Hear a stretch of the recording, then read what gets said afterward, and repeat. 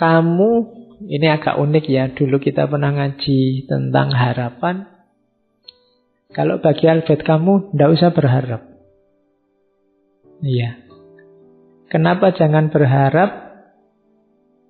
Penolakan terhadap harapan berarti penolakan untuk percaya apapun melebihi yang ada dalam kehidupan. Jadi harapan itu katanya kamu bukan lawan dari keputusasaan. Orang punya harapan itu kan orang yang hidupnya di masa depan. Dia tidak hidup di masa kini. Itu cara melihatnya beda lagi sama kemarin-kemarin. Tapi perlu dipertimbangkan. Jadi orang yang terlalu banyak harapan, pokoknya tiap hari berharap terus, itu kan biasanya hari ini juga nggak ngapa-ngapain. Yang ditunggu besok. Tunggu saja besok. Tunggu saja besok. Kan mesti gitu. Saya baru saja bikin tulisan tentang gerakan Imam Mahdi mileniarisme itu. Masyarakat itu kalau sudah terpojok, tertindas, tidak punya solusi apa-apa, tidak punya jalan keluar apa-apa, biasanya stuck terus menyerah. Dan yang dimunculkan ideologi harapan yang namanya Imam Mahdi mileniarisme itu.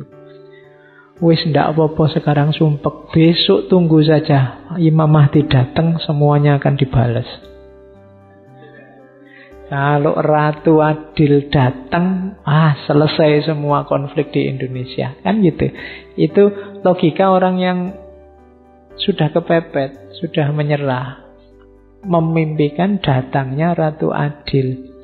Nah, versinya kamu, makanya sudahlah, ndak usah mudah ditipu oleh harapan-harapan. Hiduplah hari ini saja. Jadi bisa kok kamu hidup tanpa harapan itu. Kenapa? Nikmati saja hari ini. Katanya kamu, harapan bagi seorang absurdis, orang yang berani menghadapi absurditas itu, katanya kamu adalah metode pengecut untuk lari dari absurditas. Tidak berani menghadapi masa kini, tunggu saja besok. Nah, itu kayak kamu kalah, gegeran sama temenmu, tunggu saja, Gusti Allah tidak tidur. Kan selalu begitu. Itu tanda-tanda kamu tidak bisa melawan sekarang. Tenang aja. Setiap tindakan ada balasannya. Itu logikanya kamu begitu. Sebenarnya tidak usah begitu, lawan saja. Tanding hari ini. Kalau hari ini kamu kalah, apa ya bisa diharapkan besok kamu pasti menang. Jadi berjuangnya sejak hari ini. Jangan menunggu besok. Perhatikan saja situasi hari ini. Dengan tanpa memiliki harapan, katanya kamu, orang akan termotivasi untuk hidup sepenuhnya di setiap momen peristiwa yang dia hadapi saat ini. Itu uniknya filsafat ya. Berpikir itu bisa dari banyak segi. Kamu mau nyari wajibnya orang punya harapan dengan haramnya orang punya harapan, itu sama-sama ada argumennya. Makanya tadi saya bilang, tinggal cocokkan saja sama situasi hidupmu. Enaknya kamu punya harapan atau tidak yang kondusif, sehingga nantinya melahirkan banyak kebaikan dari dirimu. Ya kamu sendiri nanti yang merancang. Kira-kira kamu perlu harapan apa enggak? Yang mungkin hidupnya penuh kegagalan, ya mungkin kamu butuh harapan biar enggak milih pilihan pertama tadi, bunuh diri. Sumpek, apa-apa gagal itu enggak apa-apa, mungkinnya punya harapan. Tapi yang sedang mengawali perjuangan, menurut saya tanding saja hari ini. Tidak harus ditipu oleh harapan-harapan. Itu kamu melihat yang nomor 2 ini. Terlalu banyak harapan membuat orang tidak fight. Jadi tidak mau turun ke gelanggang. Nah, itu kalimatnya kamu. He who despairs of human condition is a coward. But he who has hope for it is a fool. Orang yang putus asa menghadapi situasi manusia hari ini itu pengecut. Dan orang yang punya harapan itu bodoh.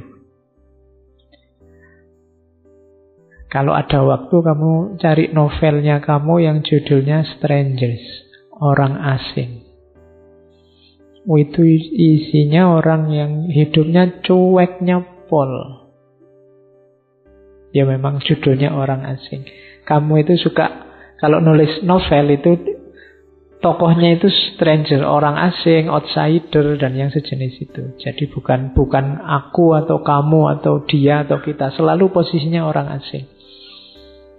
Nanti itu kan ceritanya seorang yang ya pokoknya gambaran absurditasnya hidup itu nanti ada di kamus Strangers itu, di novel Strangers itu.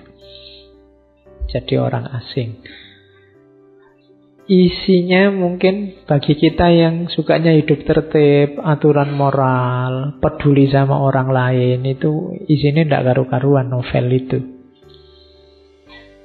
Wong cerita ibunya meninggal aja di bagian awal itu, ibuku meninggal, tapi tidak tahu juga sih meninggalnya jam berapa, lupa juga sih. Pokoknya kalimatnya jenis-jenis itu, jadi orangnya cueknya luar biasa. Nanti ada cerita dia bunuh orang juga, tapi ya tanpa ekspresi juga. Di penjara juga dinikmati saja penjaranya. Itu kan absurd. Hari ini kan banyak absurd-absurd semacam itu kan. Penjara untuk menghukum orang. Tapi ya bagi yang sangat miskin mungkin penjara lumayan bisa makan gratis. Itu kan absurd. Nanti yang sangat kaya penjaranya mewahnya luar biasa. Kos-kosanmu tidak ada apa-apanya sama penjara-penjara itu. Iya, kalau disuruh tuker mungkin mending kamu yang di penjara sana, yang di penjara suruh tidur di kos-kosanmu. Dia mesti tersiksa luar biasa. Lah iya kan? Loh itulah absurdnya hidup. Gitu loh. Kamu semacam itu pun kamu kan tidak merasa terpenjara. Kamu kan nggak pernah mengeluh, wah aku terpenjara di kos-kosan, kan tidak ada. Padahal mungkin kos-kosanmu ngalah-ngalahi penjara. Tapi koruptor-koruptor tertentu itu kan ya penjaranya mewahnya luar biasa. Ada kulkas, ada TV, ada itu. Itu kan yang disebut absurd. Loh, gimana orang bisa kapok? Kalau namanya hukuman tapi hukumannya menyenangkan, nah, itu kan absurd. Tapi tenang saja, jangan putus asa menghadapi situasi. Barang siapa putus asa, dia pengecut. Nah, ya semoga Pak besok lebih baik. Itu harapan. Kalau harapan berarti bodoh. Itu kan kalimatnya begitu. Dia bodoh. Berarti apa? Taklukkan kalau ada situasi tidak beres hari ini, ayo dibereskan. Jangan nunggu besok. Jangan berharap besok. Sekarang. Kalau berharap besok kan ya, apalagi besok-besoknya kita itu kan bisa panjang rentangnya. Ya, saya berharap Indonesia ini nantinya lama-lama jadi negara adil dan makmur. Jangan nunggu besok. Ayo berjuang sekarang biar Indonesia ini adil dan makmur. Itu maunya kamu.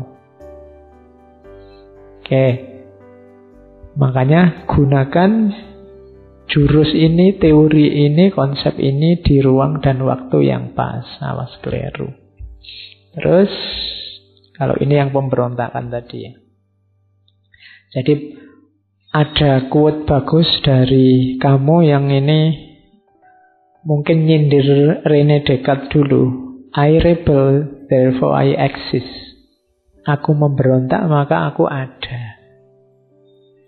Iya. Loh, kalau kamu manut saja, ya memang kamu tidak eksis. Eksis itu kan tidak sama dengan hidup. Ya kamu ada ya, tapi kan tidak eksis sebagai dirimu. Untuk kamu eksis sebagai dirimu, kamu harus memberontak. Yang diberontak apa? Situasi absurd dalam kehidupanmu. Beri makna versimu.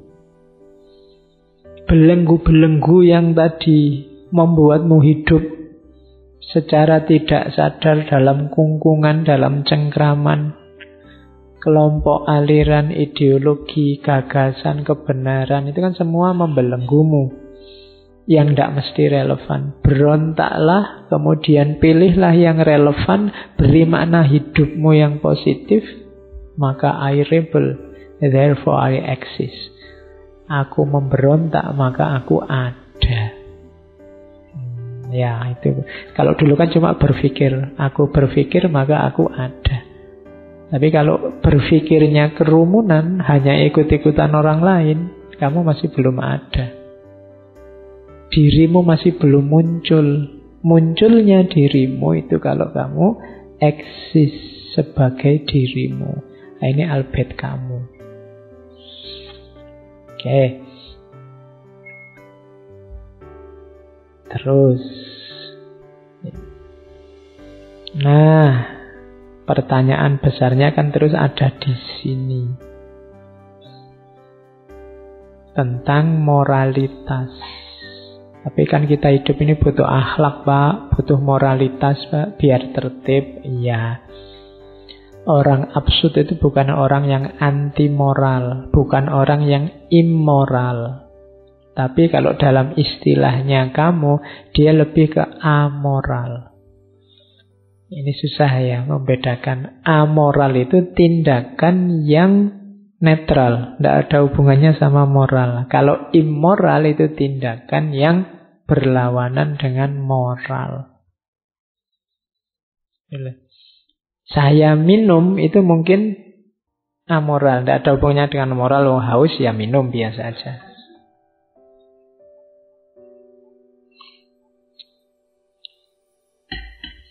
Cuma kalau tehnya tak siramkan ke wajahmu, ya itu immoral. Menyakiti orang lain itu immoral. Kamu duduk itu ya amoral. Amoral itu ya itu belum ada hubungannya dengan moral. Kamu duduk saja. Pak, saya duduk, Pak. Iya. Tapi saya duduknya sambil nendangi teman saya yang di depan. Oh, itu baru amoral, immoral. Jadi ada amoral, ada immoral. Nah, amoral ini isilah dengan nilai-nilai moral versimu.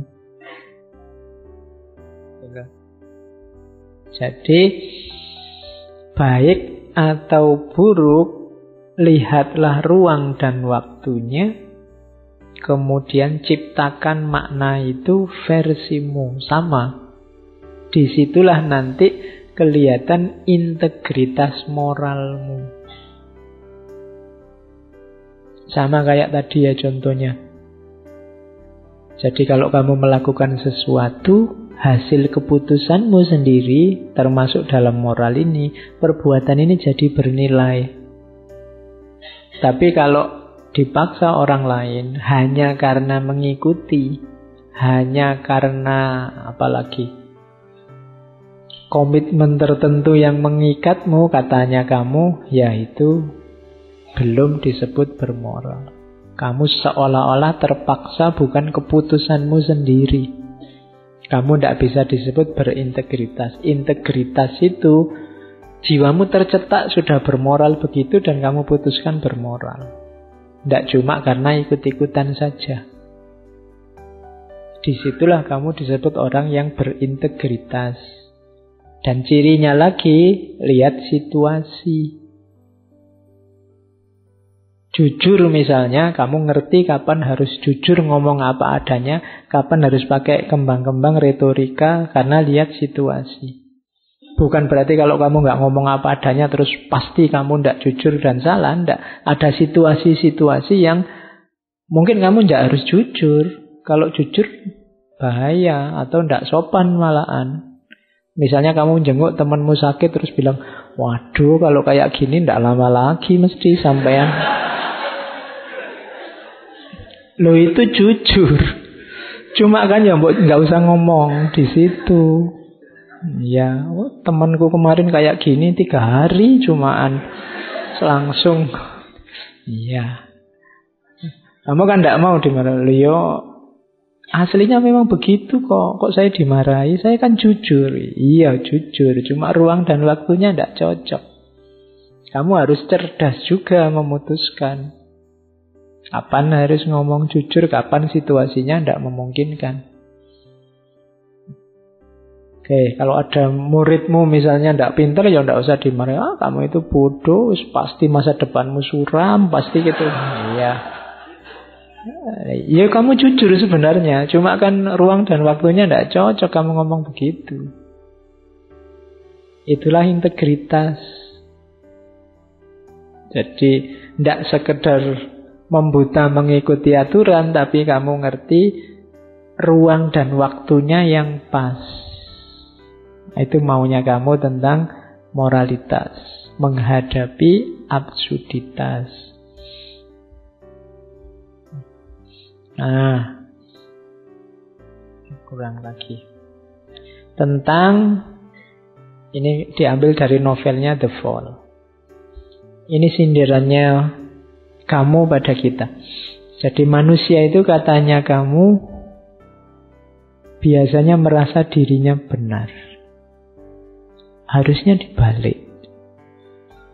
Sebenarnya setiap manusia itu punya andil dalam kesalahan.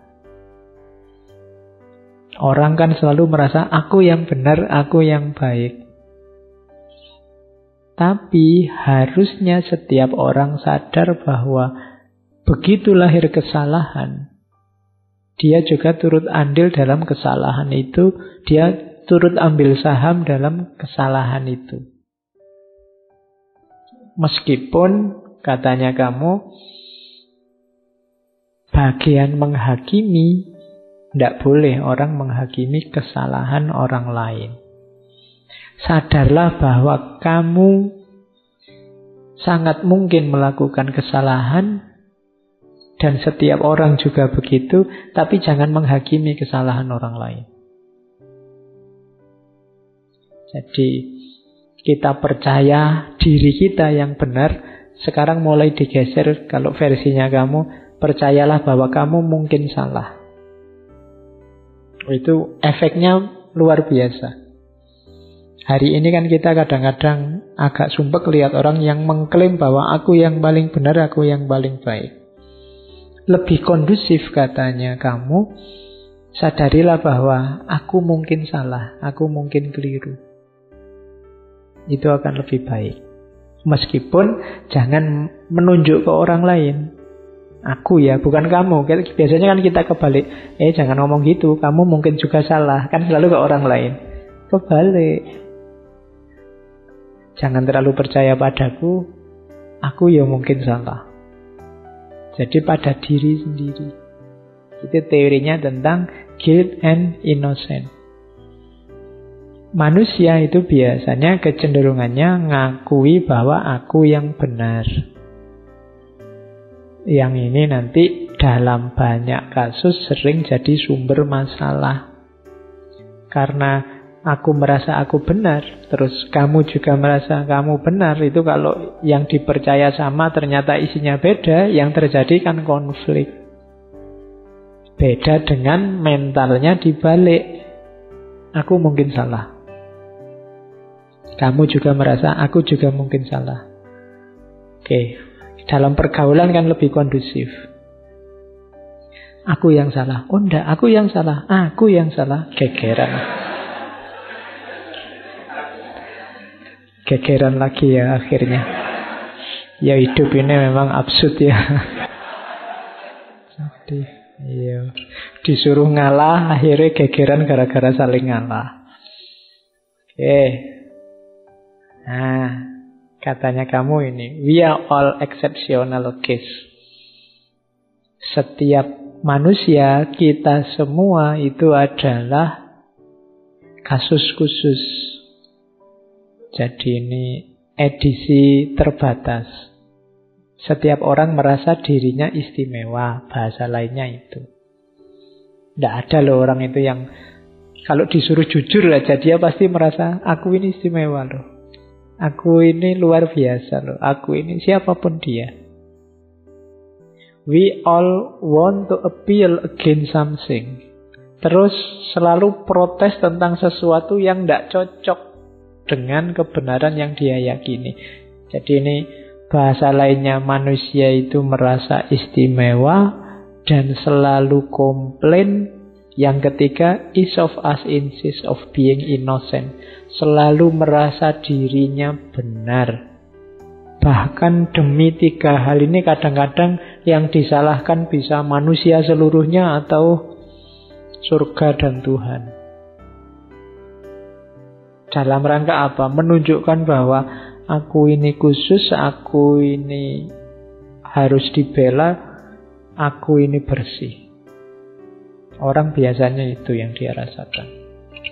Jarang orang merasa, saya ini biasa-biasa aja kok Pak. Itu biasanya basa-basi kalau ada orang ngomong gitu.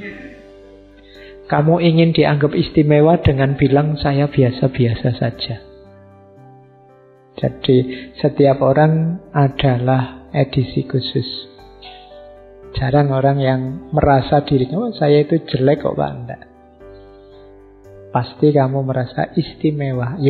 Pasti selalu ada embel-embelnya. Kamu kalau menyebut dirimu jelek kan biasanya ada embel-embel. Jelek-jelek gini Pak, saya itu kan mesti ada belakangnya. Tidak pernah saya jelek titik. Pasti jelek-jelek gini kasih gitu. Jadi selalu edisi khusus. Makanya kalau ada yang tanya, kamu ganteng apa jelek? Kalau saya sih ganteng enggak, cuma limited edition. Tidak ada lagi yang kayak saya misalnya. Itu kan setiap orang merasa istimewa. Dan biasanya selalu komplain. Itu bahasanya Quran kan, innal insana khuliqa halu'a. Manusia itu komplain terus. Jadi appeal against something. Terus merasa benar, merasa bersih. Feel innocent at all cost. Bahkan untuk demi semua tadi, keistimewaan dirinya, kebersihan dirinya, kadang-kadang menyalahkan semua orang. Atau bahkan bentuk ekstrimnya sampai menyalahkan surga kalau di situ. Ya menyalahkan Tuhan. Ini maunya Tuhan gini, mau apa lagi kan begitu. Itu namanya nyalahkan Tuhan. Takdirnya Tuhan begini, mau apa lagi yang disalahkan Tuhan. Jadi cirinya itu tadi tentang guilt and innocence, bahwa manusia itu kebanyakan merasa dirinya bersih. Bahayanya di situ.